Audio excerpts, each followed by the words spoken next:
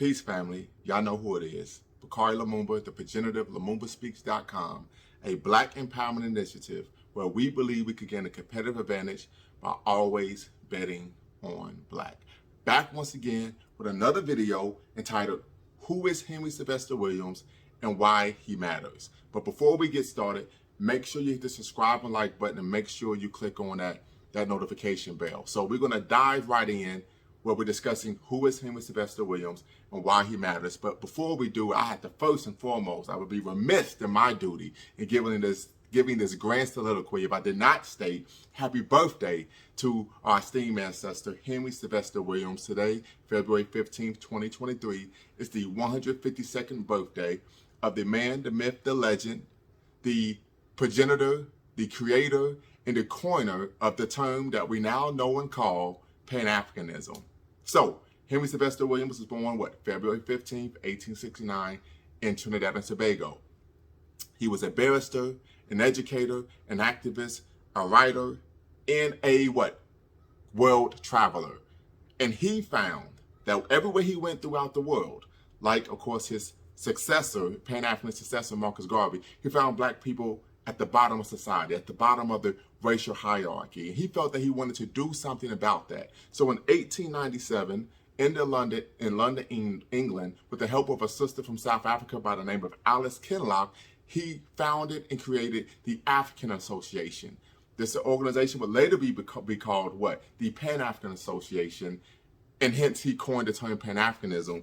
And the African Association was created as an organization to encourage unity and protect the interests of African people throughout the globe. Not just in Trinidad and Tobago, not just on the continent of Africa, or not just in North America and the United States, but to protect the interests of African people across the globe. But what Henry Sylvester Williams is most noteworthy for is his organizing and creating and acting as a secretary of the first Pan-African conference that took place at Westminster Hall in London, England. From July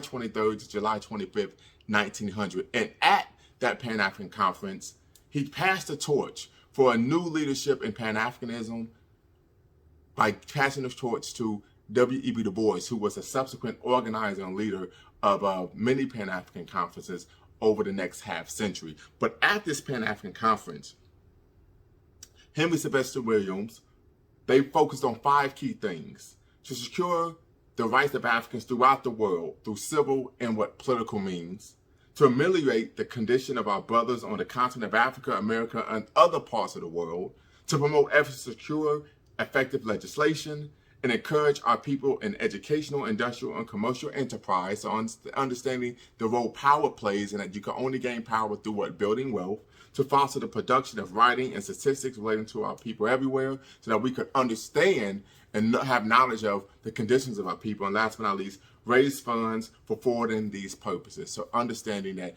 listen, if we're going to have any type of movement, we have to finance it for ourselves.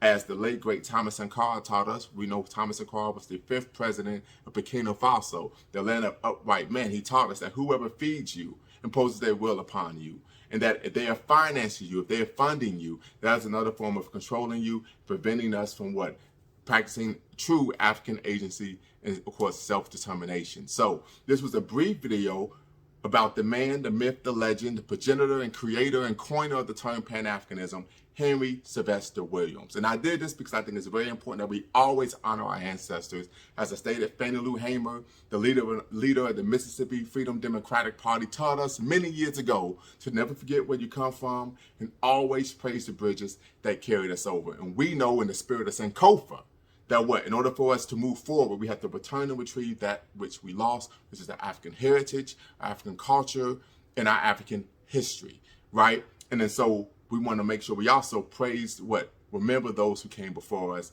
And that's why we're honoring Henry Sylvester Williams today, the Trinidadian born barrister, educator, activist, writer, and of course, global traveler who was instrumental in creating and promoting and leading the first Pan-African conference that took place at Westminster Town Hall in 1900 in London, England, but also for coining the term Pan-Africanism, which of course is the ideology and movement that advocates for the political and economic power and unity of African people throughout the world. So that's all I have for now. Until next time, peace.